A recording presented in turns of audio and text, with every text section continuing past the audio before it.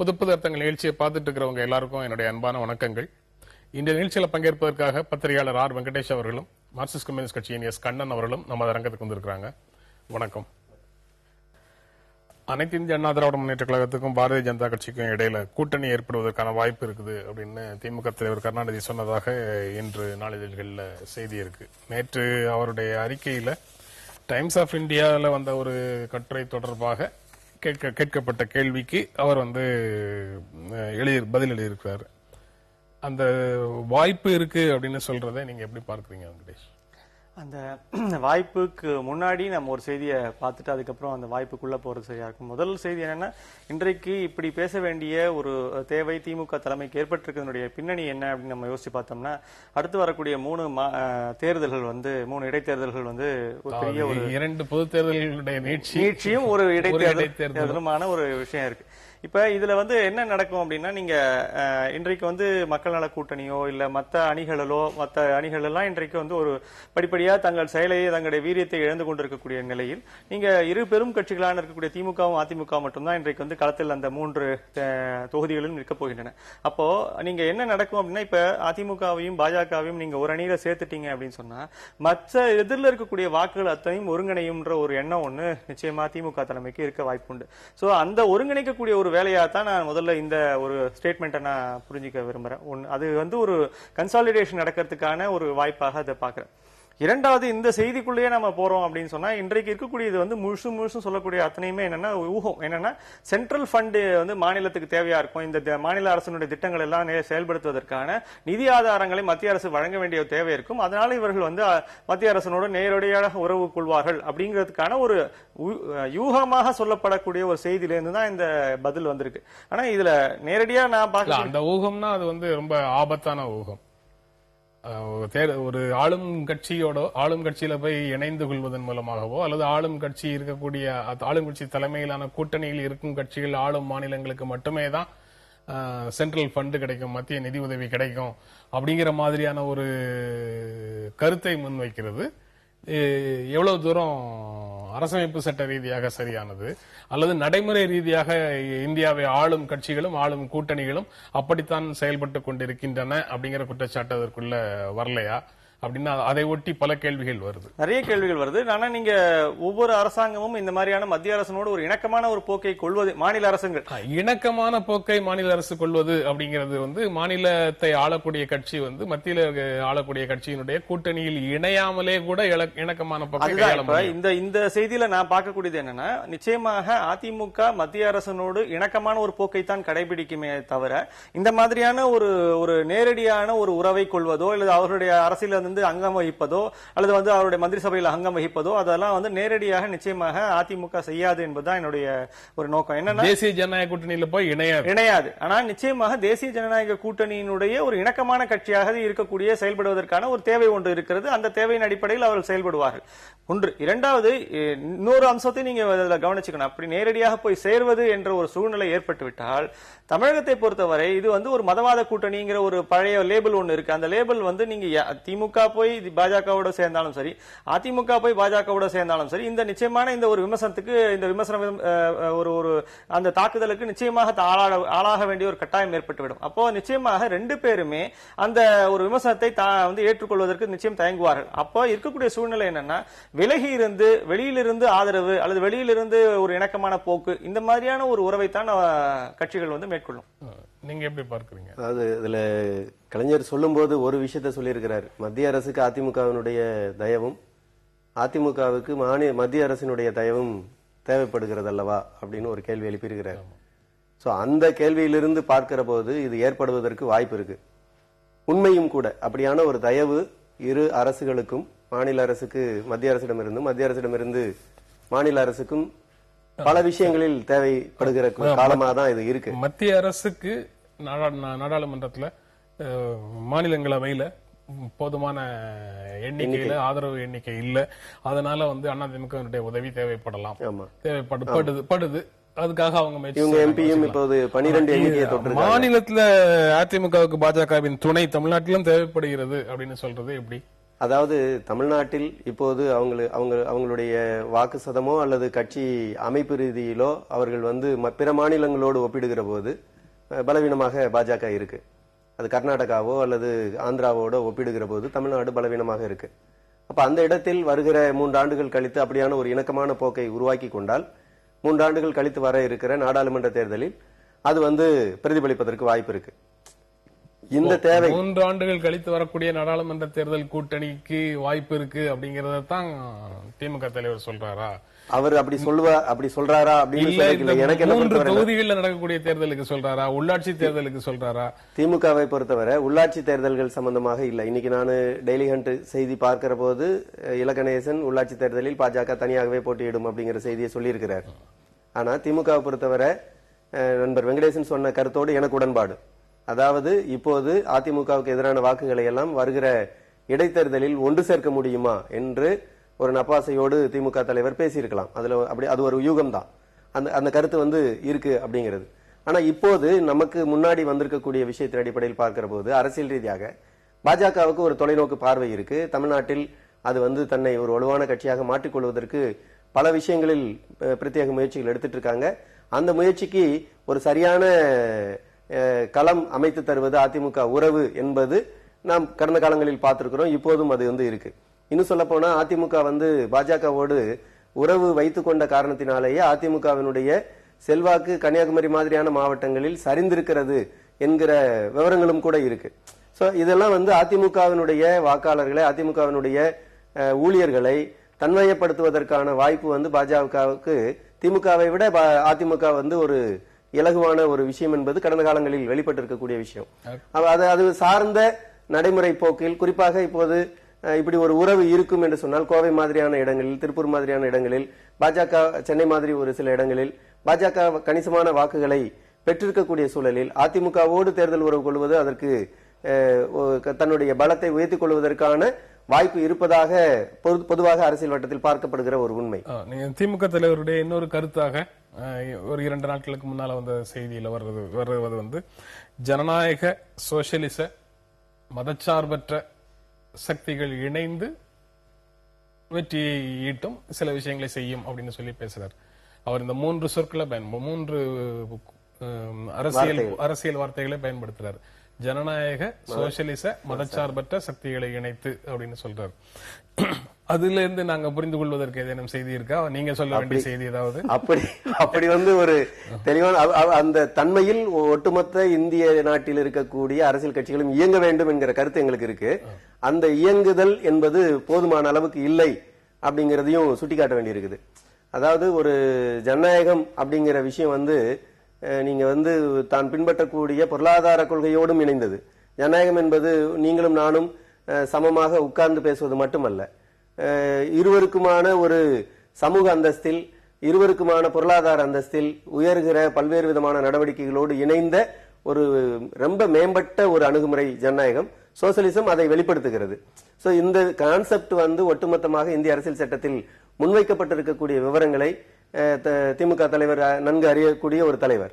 அவர் போன்றவர்கள் சொல்லி இருக்கக்கூடிய விஷயம் வந்து இந்த டோன்ல அது இல்ல அப்படிங்கறத நான் பாக்குறேன். நீங்க சொல்ற டோன்ல இல்ல. ஆமா, நான் சொல்ற டோன்ல இல்ல. அவர் வந்து அது முழுக்க முழுக்க காங்கிரஸ், கம்யூனிஸ்டுகள், திமுக இவர்களை எல்லாம் இணைப்பதற்கான முயற்சிகளில் அவர் சொல்லியிருக்கலாம் அந்த மாதிரி சொல்லியிருக்கலாம். அப்ப இன்றைய நாளிதழ் வேறொன்றுல வந்து ஒரு செய்தி இருக்கு. மக்கள் நல கூட்டணியோடு ஏற்படுத்தி கொண்ட உறவை திரும்ப பெறுகிறது தேமுதிக அப்படின்னு சொல்லி இன்னொரு நாளிதழ்ல ஒரு செய்தி இருக்கு. அதை ஒட்டி இது சொல்லப்பட்டிருக்கலாமா? அதாவது இப்ப நண்பர் வெங்கடேசன் பேசுகிற போது தமிழ்நாட்டில் மக்கள் நல கூட்டணி போன்றவர்களுடைய அரசியல் இயக்கங்களுடைய வீரியம் குறைந்திருக்கிறது அப்படின்னாரு. வீரியம் என்பது வெற்றி தோல்வியில் முக்கியமான ஒரு தாக்கத்தை ஏற்படுத்தக்கூடியது. வீரியத்துக்கு அதுல எனக்கு ஒரு மாறுபட்ட கருத்து இல்லை. ஆனால் மக்கள் நல கூட்டணியில் இருக்கக்கூடிய அரசியல் இயக்கங்கள் நீங்க தேர்தல் முடிவுக்கு பிறகு தொடர்ந்து அதனுடைய தலைவர்கள் வெளியிட்டுக் கொண்டிருக்கக்கூடிய செய்திகளை எல்லாம் பார்க்கிற போது அது வீரியம் குறைந்துவிட்ட ஒன்றாக தெரியல. தோல்வி என்பதை ஒப்புக்கொள்ளுகிறோம். தோல்வி என்பது ஏற்றுக்கொள்ள வேண்டிய தேவை. அந்த தோல்வியிலிருந்து நாங்க மீண்டும் வருவோம் அப்படிங்கிற விஷயத்தோடு மக்கள் நல கூட்டணியில் இருக்கக்கூடிய 4 கட்சிகளை பற்றி நான் கேட்கல.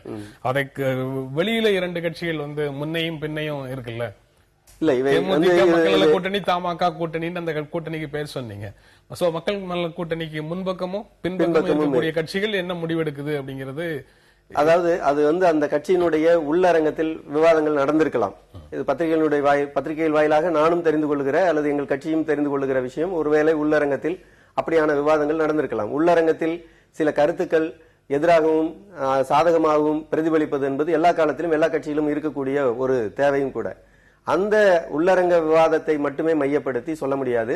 தேமுதிக தலைமை அதிகாரப்பூர்வமாக நாங்கள் வெளியேறிவிட்டோம் என்று சொல்லுகிற வரையிலும் இப்படியான விஷயங்களை நாம் விவாதிப்பது பொருத்தமா இருக்குமா அப்படிங்கிறது தெரியாது. தேர்தல் நேரத்தில் ஏற்படக்கூடிய உறவு தொகுதி உடன்பாடு தானே. அதை தனியாக கூட்டணியில இருந்து வெளியேறிவிட்டோம்னு ஒரு கட்சி சொல்லணுமா என்ன? அப்படி இல்ல. தொகுதி உடன்பாடு என்பதுதான் எங்களுடைய கம்யூனிஸ்ட் கட்சியை பொறுத்தவரை, குறிப்பாக மார்க்சிஸ்ட் கட்சியை பொறுத்தவரை இருக்கக்கூடிய புரிதல் என்ன அப்படின்னு சொன்னா, அது அதிமுகவோடு இருந்த காலத்திலும் சரி, திமுகவோடு இருந்த காலத்திலும் சரி, தேர்தல் உடன்பாடு முடிந்து விட்டது அப்படிங்கிற முறையில நம்ம சொல்லி இருக்கிறோம். இன்னைக்கும் கூட தமிழ்நாட்டில் இப்போது இருக்கக்கூடிய நிலைமையில் ஒரு வலுவான எதிர்கட்சி சட்டமன்றத்தில் ஒரு குறிப்பிட்ட கட்சி இருக்குது. ஒரு பன்முகப்பட்ட எதிர்குரல்கள் அப்படிங்கிறது சட்டமன்றத்தில் இல்லை. எனவே மக்கள் மன்றத்தில் வலுவான கூட்டு இயக்கங்கள் தேவைப்படக்கூடிய காலம். எனவே மக்கள் மன்றத்தில் கூட்டு இயக்கத்தை வலுவாக உருவாக்குவதற்கான காலத்தில் சட்டமன்றத்தில் பேசுவதற்கான சூழலும், இன்றைக்கு சட்டமன்றத்தில் இதற்கான பிரதிநிதித்துவம் இல்லாத சூழலில் கூட்டு இயக்கத்தை மக்கள் மன்றத்திலிருந்து உருவாக்குவதும் தேவைப்படுகிறது. இந்த மக்கள் மன்றத்திலிருந்து உருவாக்கக்கூடிய கூட்டு இயக்கம் தான் ஒருவேளை சட்டமன்றத்தில் அதிமுக திமுக அதனுடைய செயல்பாடுகள் சரியில்லாமல் போகிற போது அதை நிர்பந்திக்கக்கூடிய சக்தியாக மக்கள் மன்றத்திலிருந்து தான் வர முடியும். அதற்காக பல நேரங்களில் கூட்டு இயக்கங்கள் தேவைப்படுகிறது. அந்த வகையில் தேமுதிக போன்ற அமைப்புகள் தொடர வேண்டும் என்பதில் தப்பில்லையே. இந்த செய்தி நம்ம பேசுவதற்காக எடுத்துக்கொண்ட செய்திக்குள்ள வரும்போது 4 விஷயங்கள் அந்த கூட்டணி உருவாவதற்கான வாய்ப்பு இருப்பதற்கு 4 விஷயங்களை சுட்டிக்காட்டுறாரு திமுக தலைவர். பிரதமர் நரேந்திர மோடி, மத்திய அமைச்சர் ஜேட்லி, அருண் ஜேட்லி ஜெயலலிதாவை வீடு சென்று சந்தித்தார்கள். அவங்க 2 பேரும் அவரிடம் ஒரு மென்மையான அணுகுமுறையை கடைபிடிக்கிறார்கள் அப்படின்னு சொல்றாரு. அது ஒரு காரணமாக சொல்றாரு. அது நீங்க அந்த மாதிரி பாக்குறீங்களா? இது நடந்து பல மாதங்கள் ஆச்சு. அதுக்கு பிறகு ஒரு பொது தேர்தல் வந்துருச்சு. இது பொது தேர்தலுக்கே அந்த 2 கட்சிகளும் கூட்டணி அமையும் அப்படின்னு சொல்லிட்டே இருந்தாங்க. ஆனா அமையல. இப்போ அடுத்தாற்போல் நாடாளுமன்ற தேர்தலுக்கோ அல்லது உள்ளாட்சி தேர்தலுக்கோ வரும் அப்படின்னு சொல்ற மாதிரி டோன் இதுக்குள்ள இருக்கு.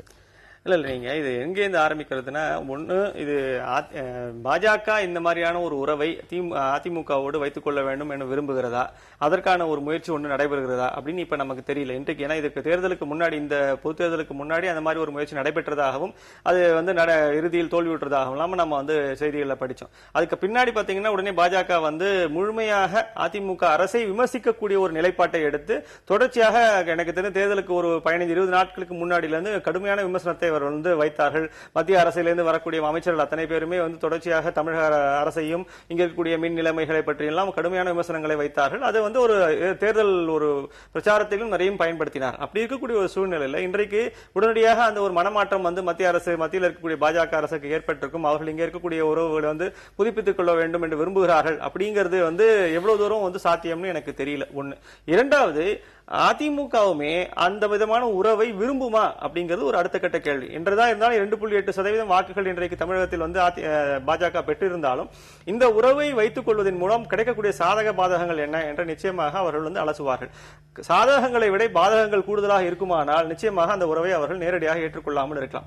அரசியல் ரீதியான தனிப்பட்ட நண்பர்கள், உறவுகள், இந்த மாதிரியான ஒரு பிரதமரோ மூத்த அமைச்சரோ வீட்டுக்கு வருவதோ உணவு உண்ணுவதோ இதெல்லாம் நேரடி அரசியலோடு தொடர்புபடுத்த வேண்டுமா என்றது எனக்கு தெரியவில்லை. ஆனால் நிச்சயமாக ஒவ்வொரு கட்சியும் அவர்களுடைய அரசியல் சாதக பாதகங்கள், லாப நஷ்டங்களை ஒட்டித்தான் இந்த விதமான உறவுகளை மேற்கொள்ளும் போது இது 2 பேருக்குமே சாதகங்களும் உண்டு, நிச்சயமாக அதில் இருக்கக்கூடிய பாதிப்புகளும் உண்டு.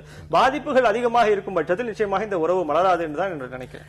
அடுத்து சொல்லக்கூடிய காரணம் இது தொடர்பாக நீங்க என்ன சொல்றீங்களா? இல்ல, இது அவர் சொன்ன பதிலே போதுமானது. அன்புநாதன் திருப்பூர்ல சிக்கிய 570 கோடி இது போன்ற விவகாரங்கள்ல மத்திய அரசின் பொருளாதார அமைப்புகள் அலட்சியம் காட்டுகின்றன, முறையான நடவடிக்கைகளை எடுக்கவில்லை அப்படின்னு சொல்றாரு. அதையும் இந்த உறவுக்கான சமிக்கையாக சொல்றாரு. இப்ப எங்க கட்சி இது குறித்து ஒரு தெளிவான அறிக்கையை வெளியிட்டோம். அன்புநாதன் விஷயமும் சரி, கண்டெய்னர் 570 கோடி சம்பந்தப்பட்ட விஷயத்திலும் சரி தெளிவான அறிக்கை விட்டோம். இது சிபிஐ விசாரணை தேவை அப்படிங்கிற விஷயத்தை நாங்க வலியுறுத்தினோம். இன்றைக்கு வந்து அது இதுவரையிலும் இந்த சம்பவம் நடந்து கிட்டத்தட்ட ஒரு 20-25 தினங்கள் முடிந்த பிறகும் கூட மத்திய அரசிடமிருந்து அத்தகைய ஒரு விசாரணை போக்கு இல்லாதது கூட இந்த அணுகுமுறைக்கான ஒரு வாய்ப்பு இருப்பதை வெளிப்படுத்தக்கூடியதாக தான் கருத வேண்டியிருக்கு. அப்புறம் தேர்தல் ஆணையம் அதிமுக சார்பாக நடந்து கொண்டிருக்கிறது. அது ஏற்கனவே பல நேரங்களில் அது போதுமான நடவடிக்கை எடுக்கவில்லை. தேர்தல் ஆணையரும் மற்றவர்களும் தனிப்பட்ட முறையில் நல்லவர்களாக இருக்கலாம், ஆனால் அதனுடைய அந்த வீரியம், நல்லவர்களின் வீரியமான நடவடிக்கை போதுமான அளவுக்கு இல்லை. அது தேவைப்படுகிறது. அந்த மாதிரியான ஒரு நடவடிக்கை என்பது ரொம்ப ரொம்ப அவசியமாக இருக்கு. அது இல்லைங்கிறதுனாலதான் இது வந்து இவ்வளவு தாராளமா இருக்கு. இன்றைக்கு வந்து முன்ஜாமீன் கொடுக்கப்பட்டிருக்கு. முன்ஜாமீன் கொடுக்கப்பட்ட பிறகும் கூட அவர் கையெழுத்திட போதுமான அளவுக்கு வரவில்லை, உடல்நிலை காரணம் இதெல்லாம் சொல்லப்பட்டிருக்கு. இப்படியான ஒரு சலுகைகள் எப்படி தரப்படுகிறது? ஒரு குற்றவாளி, கைது செய்யப்பட்ட குற்றவாளி மீதான நடவடிக்கையை நீதிமன்றமும் காவல்துறையும் இதர விசாரணை பிரிவுகளும் தீவிரமாக நடத்த வேண்டிய நேரத்தில் அவருக்கு சலுகைகள் அளிக்கப்படுவது அப்படிங்கறதே ஒரு பாரபட்சமான விசாரணை போக்கின் வெளிப்பாடு தானே. இதுல வந்து தேர்தல் அதிகாரியினுடைய நடவடிக்கையும் தேர்தல் துறை அந்த எலெக்ஷன் கமிஷனுடைய ஆணையத்தினுடைய டிபார்ட்மெண்ட்டும் போதுமான அளவுக்கு செயல்படல என்பதை வெளிப்படுத்துதானே. இறுதியாக நிகழ்ச்சியின் இந்த பகுதியை நிறைவு செய்ய வேண்டிய இடத்துல இருக்கிறோம். இறுதியாக அவர் சொல்ற காரணம் வந்து திமுக காங்கிரஸ் கூட்டணியை பிரிக்கிறதுக்கு மத்திய அரசின் உளவுத்துறை வேலை செய்கிறது அப்படின்னு சொல்றாரு.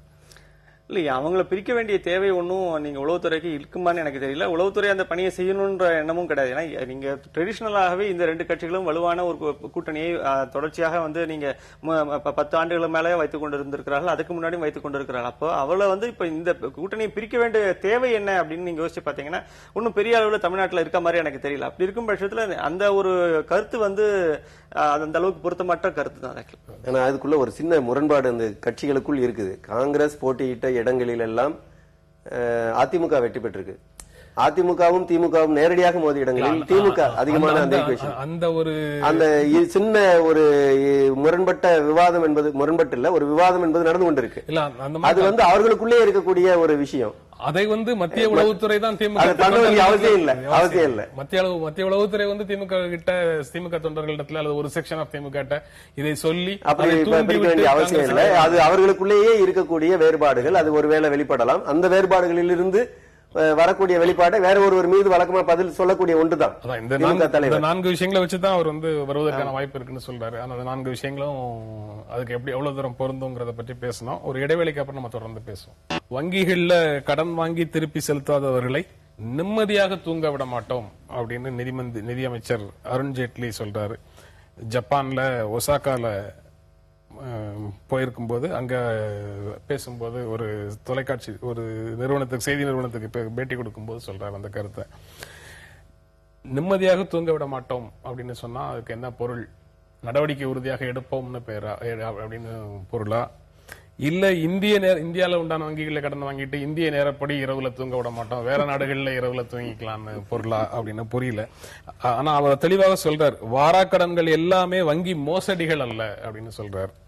சில கடன்கள் சரியற்றவையாக இருக்கலாம், ஆனா அதுல பெரும்பகுதி தொழில் நஷ்டங்களால் ஏற்பட்டவை அப்படின்னு தான் சொல்றார். அப்படி இருக்கும்போது ஒரு மேஜர் சங்க் பேட் டெப்ட்ஸை வந்து வாராக்கடன்களை அவர் வந்து கிளீன் சீட் கொடுத்து அனுப்பிடுறதாக ஒரு ஃபீல் வருது. அப்புறம் நிம்மதியாக தூங்க விட மாட்டோம்னா யாரை அப்படிங்கிற கேள்வி வருது. அவர் நிம்மதியா தூங்க விடாம இருந்தா ரொம்ப சந்தோஷப்படணும் நாம. ஆனா என்ன நடந்திருக்குன்னா, நீங்க நிம்மதியா தூங்க விடுறாரு அப்படிங்கறத விட அவங்க இப்ப கம்ப்ளீட்டா இந்தியாவில் இருக்கக்கூடிய வங்கிகளினுடைய ஒரு நான் பெர்ஃபார்மிங் அசெட்ஸ் சொல்லக்கூடிய இந்த வாராக்கடன்கள் அத்தனையுமே தள்ளுபடி செய்வதற்கான ஒரு ப்ரொவிஷனை வந்து தொடர்ச்சியாக கடந்த 2 காலாண்டுகளாக ஒவ்வொரு பெரிய பெரிய வங்கி, அதுவும் குறிப்பாக பொதுத்துறை வங்கிகள் செய்து கொண்டே வருகின்றன. அப்போ என்ன ஒரு கேள்வி வருதுன்னா, இப்ப நீங்க அதுக்கு அவங்களுடைய புக்ஸை கிளீன் பண்ணணும்ன்ற ஒரு செயல்பாட்டில் நீங்க இறங்குறீங்க. அது ரகுராம் ராஜனுடைய ஒரு ஆலோசனையின் பேரில் நடக்கிறதோ உத்தரவு பேரில் நடக்கிறது. இது வந்து நிர்வாக ரீதியாக நீங்கள் அதை வந்து ஒரு சரியான ஒரு அணுகுமுறையாக இருக்கலாம். ஆனால் என்ன இன்னொரு அடுத்த கட்ட சிக்கல் என்னவா இருக்குன்னா, அப்போ இந்த மாதிரி கடன் வாங்கினவர்கள், கடனாளிகள் இந்த அளவுக்கு நீங்க தொடர்ச்சியாக பணத்தை கட்டாமல் ஏமாற்றிக் கொண்டிருக்கிறார்கள். அவர்கள் மேல் எடுக்கப்பட்ட நடவடிக்கை என்ன? அவர்களே வந்து நிச்சயமாக இந்த மாதிரியான பெரிய வங்கிகள்கிட்ட கடன் வாங்கும்போது அவர் கொடுத்திருக்கக்கூடிய அடமான பத்திரங்களோ இல்ல வந்து உத்தரவாதங்களோ நிச்சயமாக இருக்கும். அதன் மேல் என்ன விதமான நடவடிக்கைகள் எடுக்கப்பட்டன? என்ன விதமான செயல்பாடுகள், அதாவது இந்த பணம் வரல அப்படின்றது எல்லாருக்குமே தெரியுது. அந்த பணம் வரத்துக்கு என்ன வழிமுறை, என்ன அதற்கான அடமான பத்திரங்கள் என்ன, அதற்கான செயல்முறைகள் என்ன, அந்த திட்டங்கள் என்ன, நீங்க வந்து நடைமுறை செயல்முறை நடவடிக்கைகள் என்ன எடுத்தீங்க, இந்த விவரங்களை சொல்லாமலே, இந்த விவரங்களை மக்களுக்கு சொல்ல வேண்டிய கடமை நிச்சயமாக அரசுக்கு இருக்கிறது.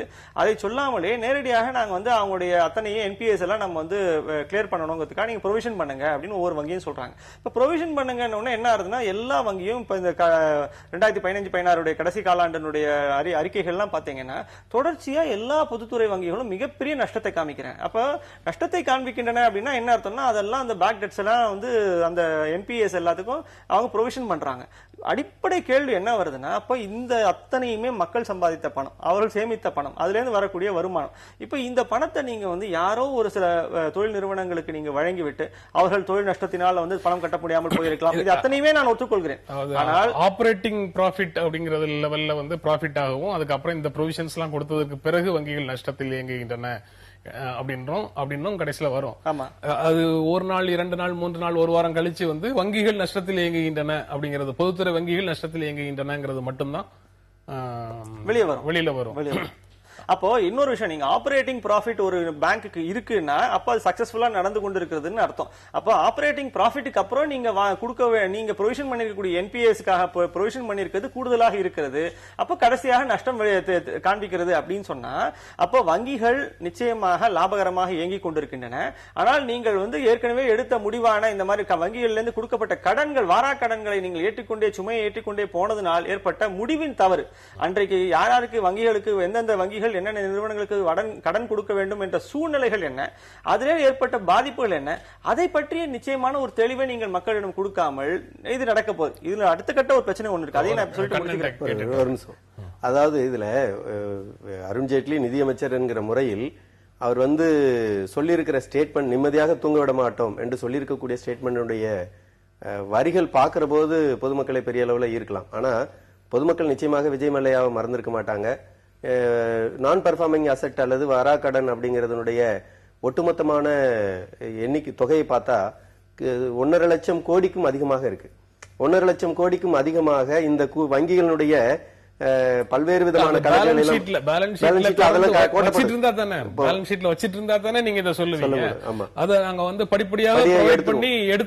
எடுத்துருவோம். அதுதான் வந்து தள்ளுபடி செய்வதற்கான பல நடவடிக்கைகள் அதுக்குள்ள இருக்குது. இதுல என்னன்னா, ஆபரேஷனல் ப்ராஃபிட் வந்து செயல்முறை லாபம் அதிகமாகவும், நெட் ப்ராஃபிட் வந்து குறைவாகவும், நெட் ப்ராஃபிட் இல்லாமலும் இருக்கக்கூடிய நஷ்ட கணக்கிலையும் போகக்கூடிய விஷயம் எங்கிருந்து வருது அப்படின்னா, நான் ஒரு பழைய செய்தி படிச்சேன்.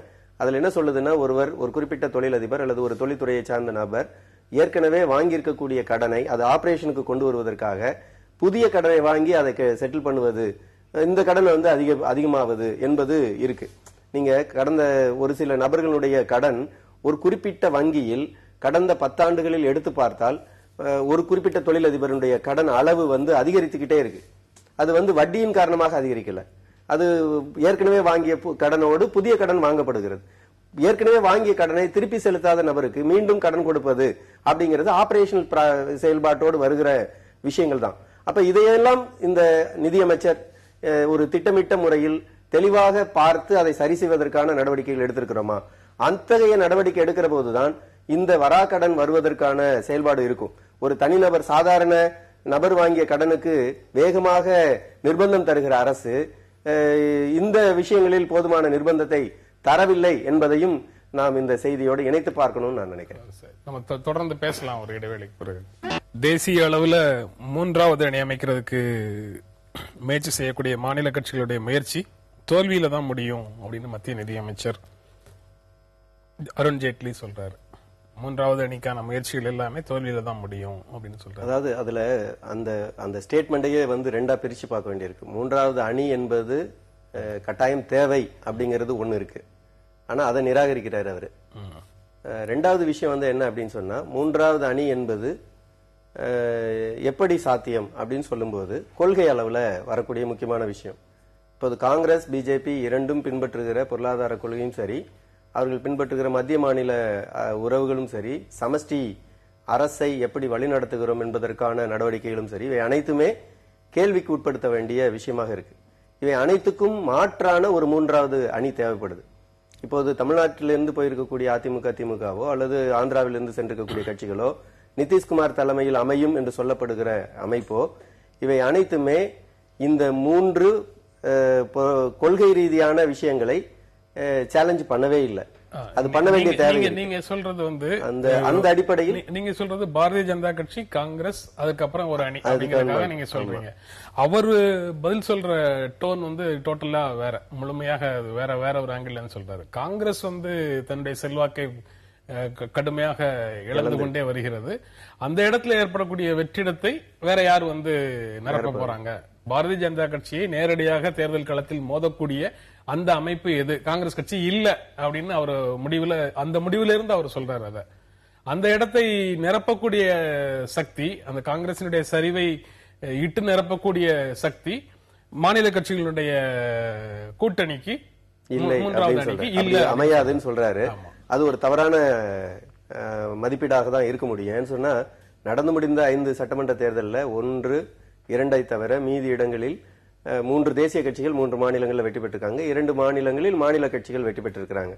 இது வந்து பீகார் அரசியல்ல பிரதிபலிச்சிருக்கு. அடுத்து வரப்போற உத்தரப்பிரதேசத்துல பிரதிபலிக்கலாம், பஞ்சாப்ல பிரதிபலிக்கலாம். பல மாநிலங்களில் தொடர்ந்து பிரதிபலிப்பதற்கான வாய்ப்புகள் என்பது அதிகரித்திருக்கிற சூழலில் இவர்கள் சொல்லியிருக்கக்கூடிய அருண்ஜேட்லியினுடைய இந்த அறிவிப்பு என்பது ஒரு தவறான மதிப்பீட்டின் அடிப்படையில் வந்திருக்கக்கூடிய ஒன்றாக தான் இருக்கு. இன்றைக்கும் நீங்க வந்து காங்கிரசுக்கு வாக்களிக்கல அப்படின்னு சொன்னா அதுக்கு வந்து மாநிலத்தில் உருவாயிருக்கக்கூடிய மாநில கட்சிகளுடைய செல்வாக்கு ஒருபுறம் அதிகரிச்சிருக்கு, காங்கிரஸ் மீதான அவநம்பிக்கை ஏற்பட்டிருக்குது அப்படிங்கறத பார்க்க முடியும். இதே விஷயம் பிஜேபியிலும் இருக்கு.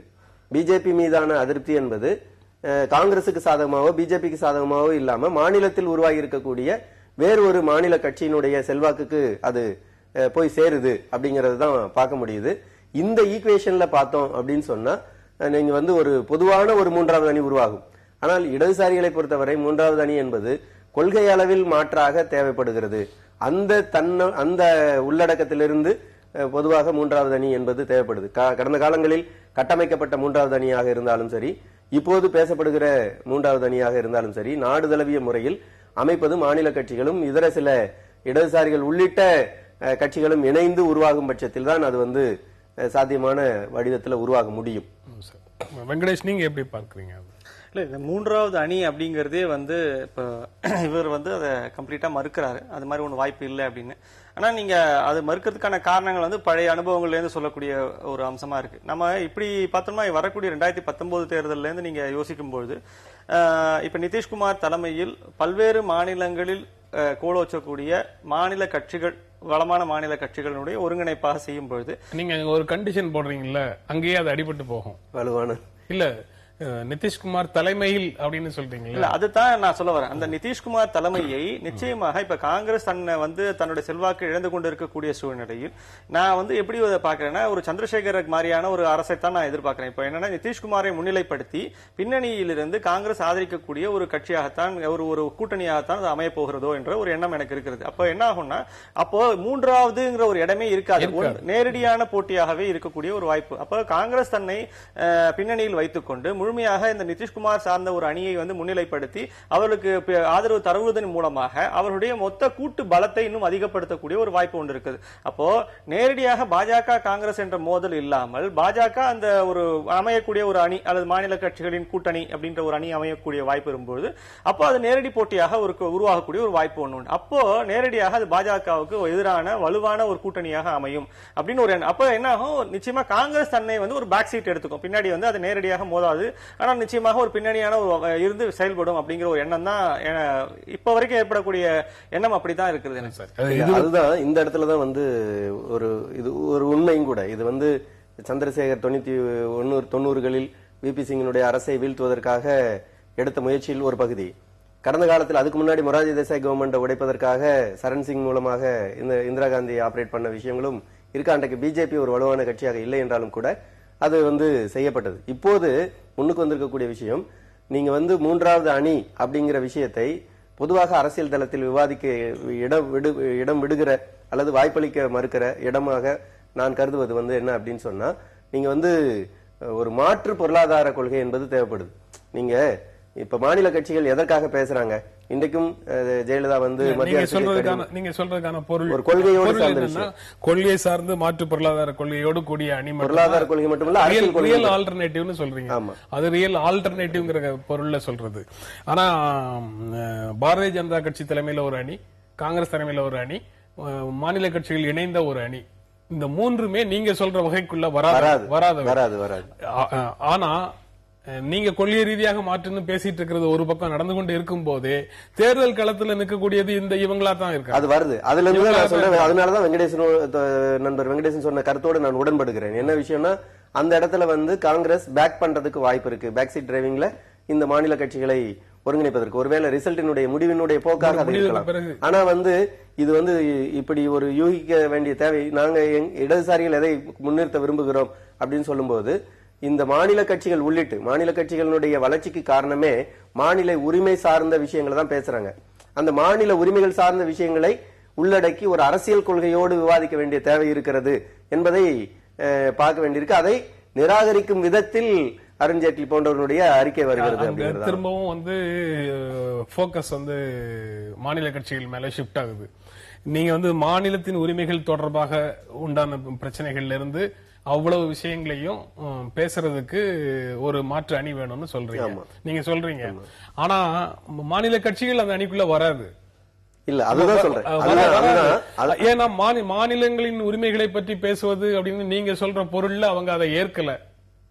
அவங்க எல்லாருமே வந்து மத்திய ஆட்சியில பங்கேற்று வேறு விதமான ஒரு அதிகாரத்தை வேறு விதமான அதிகாரத்தை சுவைத்ததற்கு பிறகு நீங்க பேசுற விஷயங்கள்லாம் அவங்களுக்கு எடுக்கல.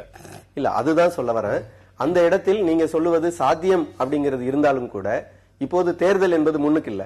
சோ இந்த சாத்தியத்திற்கான வாய்ப்பை இப்போதே துவக்கி வைத்து மூன்றாவது அணி என்பது இந்த கண்ணோட்டத்தில் தான் வர முடியும், இந்த பொருளில் தான் அது வளர்ச்சி அடைய முடியும் என்கிற விவாதத்தை முன்வைப்பதை விடவும் இப்போது மூன்றாவது அணியினுடைய தேவை என்ன இருக்கிறது? இப்போது அதாவது பிஜேபியினுடைய தோல்வியின் ஒரு பகுதியாக தான் இந்த ஸ்டேட்மெண்ட்டை பார்க்க வேண்டியிருக்கு. மாநில கட்சிகள் மீது பிஜேபிக்கு ஒரு அச்சம் உருவாகி இருக்கு.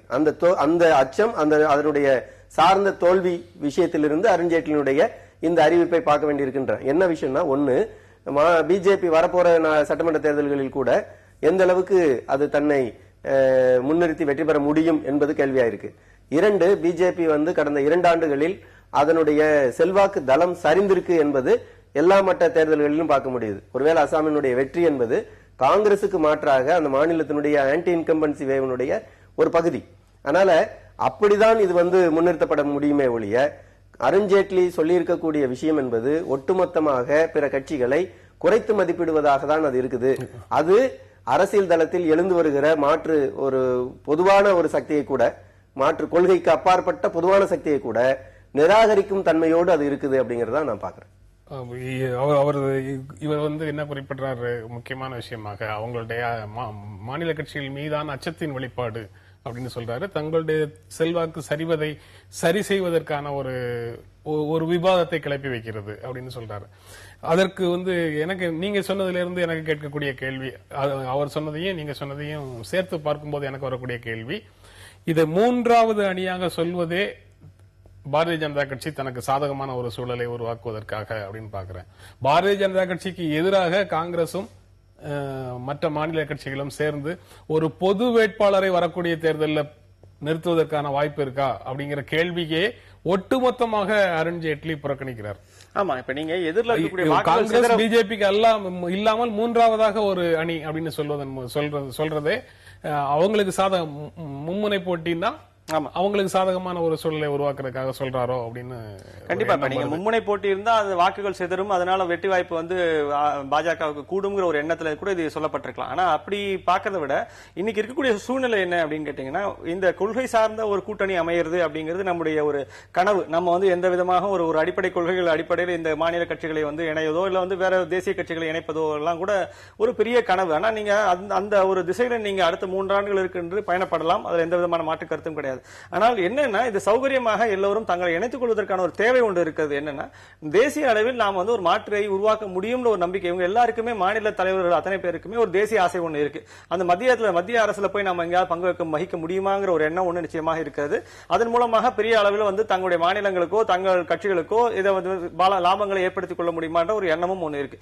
அப்போ இந்த ஆஸ்பிரேஷன் வந்து நம்ம வந்து குறைச்சு மதிப்பிட முடியாது. இப்ப மாநில கட்சிகள் வந்து இணைவதற்கான ஒரு மாநிலங்களுக்கு லாபமான விஷயங்களையும் அவங்க பெற்று தருகிறார்கள் நீங்க நம்புறீங்க? நம்புறேன். ஆனா வந்து நான் அதுல இருக்கக்கூடிய இந்த ஒற்றை புள்ளி என்னன்னா, நீங்க அவர்கள் சேருவதற்கான ஒரு மெயின் த்ரெட் ஒண்ணு இப்ப இனிமே கொண்டு எமர்ஜ் ஆகும் தான் நினைக்கிறேன். அப்ப அந்த மெயின் த்ரெட் மேபி வந்து பாஜகவை திரும்ப ஆட்சிக்கு கொண்டு வரக்கூடாதுங்கிறது ஒரே ஒரு ஒற்றை கோஷமாக வைத்துக்கொண்டு அத்தனை பேரும் ஒருங்கிணையலாம். அல்லது நீங்க சொல்ற மாதிரி, இவர் சொல்ற மாதிரி ஒரு கொள்கையின் அடிப்படையில் இருக்கக்கூடிய ஒரு கூட்டணியாக அமைந்து ஒன்று சேரலாம். இது அத்தனையுமே என்ன தெரியும் அப்படின்னு சொன்னா, இது அத்தனைக்குமான அடிப்படை என்னன்னா, காங்கிரஸ் தன் பலத்தை மெல்ல மெல்ல இழந்து கொண்டிருக்கிறது அப்படிங்கிறது இது ஆரம்பிக்கணும். அப்ப காங்கிரஸ் தன்னை வலுப்படுத்திக் கொள்வதற்கான ஒரு வாய்ப்பையாக இதை மாற்றிக்கொள்ளுமா இருந்தால் நிச்சயமாக இந்த மூன்றாவது அணி என்ற ஒரு அம்சம் தனியாகவே உருவாகும். ஆனால் நிச்சயமாக அது உருவாகாத சூழ்நிலை இருக்கும்போது அப்போ எதிரில் இருக்கக்கூடியது பாஜக வெர்சஸ் ஒரு மாநில கட்சி பிளஸ் காங்கிரஸ் தான் இருக்க முடியுமே தவிர, இந்த 3 ஆண்டுகளுக்குள் காங்கிரஸ் தன்னை வலிமையாக வைத்துக் கொண்டால் இந்த 3 என்ற ஒரு அம்சம் வரும். இல்லை என்றால் மூன்றாவதுங்கிற அம்சமே வராது. அவராக இந்த விஷயத்தை வந்து முன் வச்சு இந்த பிரச்சனையை கிளப்பல. அவற்றை வந்து 5 சிறிய மாநிலங்கள் உட்பட 6 மாநிலங்கள்ல மட்டும்தான் காங்கிரஸ் ஆட்சி செய்யுது. இது காங்கிரஸ் கட்சிக்கு ஒரு பெரிய பின்னடைவு.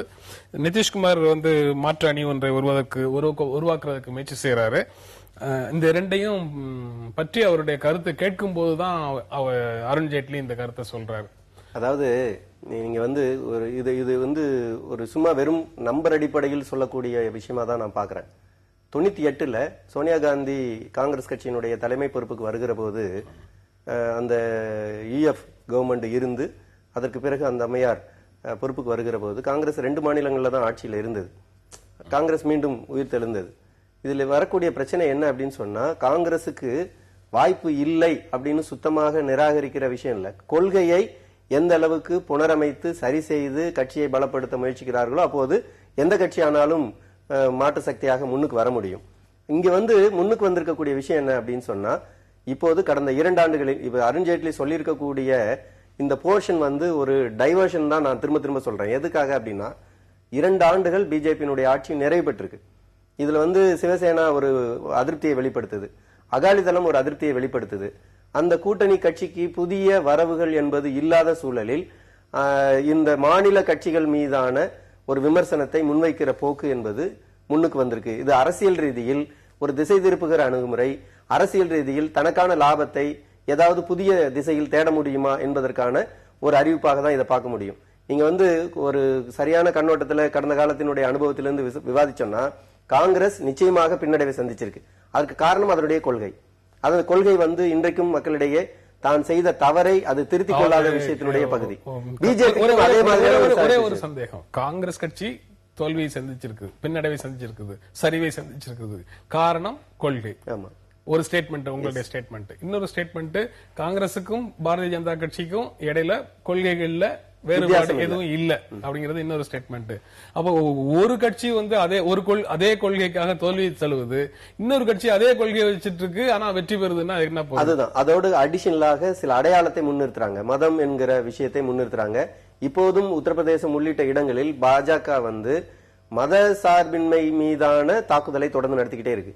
மதம் என்கிற அடையாளத்தின் பெயரில் ஒரு பெருவாரியான மொபிலைசேஷனை நடத்துகிற போது அது வந்து கொள்கை பின்னுக்கு போய் அடையாளத்தின் பெயரில் ஒரு அணிவகுப்பை நடத்துறாங்க அப்படிங்கறதான் நாம வந்து பார்த்திருக்கிறோம். நீங்க எங்க மத கலவரங்கள் நடந்த இடங்களில் எல்லாம் பிஜேபி வலுவான வெற்றியை பெற்றிருக்கிறது அப்படிங்கறத பார்க்க முடியுது இல்ல. அதுங்க வந்து கொள்கை பின்னுக்கு போயிடுது, மத அடையாளங்கள் முன்னுக்கு வந்திருக்கு அப்படிங்கறத பார்க்க முடியுது. அது தவறான கண்ணோட்டத்தில் பிஜேபி முன்னிறுத்தி இருக்குது. அதனாலதான் காங்கிரஸ் பின்பற்றுகிற பொருளாதார கொள்கை, பிஜேபி என்பது அந்த பொருளாதார கொள்கையோடு சேர்ந்து மதசார்பின்மை மீது நடத்துகிற தாக்குதல், இது வந்து இந்திய சமூகத்துக்கு மிகப்பெரிய அளவில் ஆபத்தை விளைவிக்கக்கூடிய ஒன்று அப்படிங்கிற முறையில தான் மாற்று பொருளாதார கொள்கை மீதான தேவையும் விவாதமும் முன்னிறுத்தப்பட வேண்டும் என்று நாங்க கவலைப்படுறோம்.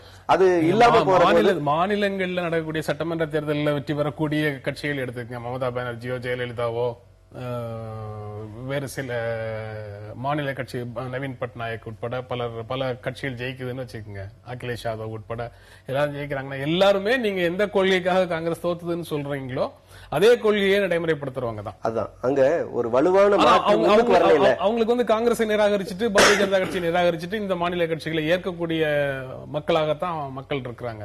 அப்ப கொள்கையை நிராகரிச்சிட்டாங்கன்னு சொல்ல முடியுமாங்கிறது தான் இல்ல. அதுதான், மக்கள் கொள்கையை நிராகரிக்கல, மக்களுக்கு வந்து மாற்று தேவைப்படுகிறது. அந்த மாற்றின் தேவையின் பகுதியில் காங்கிரஸ் பிஜேபி இருவரும் செய்யாத ஒன்றை நவீன் பட்நாயக் செய்யலாம், ஜெயலலிதா செய்யலாம், அல்லது மம்தா பானர்ஜி செய்யலாம் என்கிற கருத்து உருவாக்கம் கருத்துகள் வந்து தொடர்ந்து இருக்கிறது. அந்த கருத்தின் அடிப்படையில் வர்றாங்க. இன்னொன்னு, கொள்கை மாற்று என்பது அவ்வளவு எளிதாக எல்லா காலத்திலும் நீங்க வந்து கொள்கை மாற்று வேகமாக முன்னுக்கு வந்ததா? நிலப்பிரபுத்துவத்தையே கூட அழிப்பதில், வரலாற்று ரீதியா பார்த்தா அழிப்பதில் முதலாளித்துவம் வேகமாக வெற்றி பெற முடியல. அது வந்து ஒரு சமூக அமைப்பு முறையே நிராகரித்து முன்னேறுவதில் ஒரு மாற்றம் என்பது வேகமாக நடைபெறாத சூழலில் அரசியல் கொள்கையை அவ்வளவு எளிதாக இடதுசாரிகள் போன்றவர்கள் முன்வைத்து வெற்றி பெறுவது என்பது நடக்கக்கூடிய விஷயம். அது ஒரு நீண்ட போராட்டத்தினுடைய ஒரு பகுதி. நிகழ்ச்சி நிறைவு செய்யணும். இறுதியாக உங்களுடைய கருத்து. இல்ல, இன்னொரு அம்சம் நீங்க இதுல பொருட்களை எடுத்துக்கணும். இப்ப நீங்க 2019 நெருக்கத்துல வரும்போது நீங்க வந்து இப்ப கடந்த 10 ஆண்டுகளுடைய ஒரு ஆன்டி இன்கம்பன்சி ஓட்டு வந்து நிச்சயமாக பாஜகவுக்கு ஒரு பெரிய அளவுல பயன்பட்டது. அப்ப நீங்க இந்த 5 ஆண்டுடைய முடிவுல நீங்க வந்து ஒரு பெரிய அளவுல ஒரு ஆன்டி இன்கம்பன்சி ஓட்டு இருக்கும் அப்படின்ற ஒரு சூழ்நிலை இருந்தா, ஒரு அதிருப்தி வாக்கு இருக்குமானால் தான் நீங்க வந்து அது எந்த காங்கிரஸா இருந்தாலும் சரி, மாநில கட்சிகளுடைய கூட்டணியாக இருந்தாலும் அவளுக்கு அது மிக பெருமளவு உதவும். இப்ப என்ன நடக்கும்னா, இப்ப நீங்க தமிழகத்தில் நடந்த மாதிரியான ஒரு நீங்க அதிருப்தி வாக்கு என்பது பெருமளவு இல்லாத ஒரு கட்டத்தில் மீண்டும் ஆட்சி தொடர்வதற்கான ஒரு வாய்ப்பு தான் ஏற்பட்டு. அதிருப்தி வாக்குகள் இல்லைன்னு சொல்லுவீங்களா, இல்ல அதிருப்தி வாக்குகளை தனக்கு சாதகமாக மாற்றிக்கொள்வதற்கு திமுக வலிமையாக இல்லை அப்படின்னு சொல்லுவீங்களா? there is no alternative அப்படிங்கிற மாதிரி டினா ஃபேக்டர்னு சொல்லுவீங்களாங்கிறது தொடர்ந்து விவாதத்துக்குரிய ஒரு விஷயமாகவே இருக்கு. இந்த நிகழ்ச்சியில பங்கேற்று உங்களுடைய கருத்துக்களை பகிர்ந்து கொண்டதற்கு எங்கள் நெஞ்சார்ந்த நன்றி. மீண்டும் சந்திப்போம். நன்றி, வணக்கம்.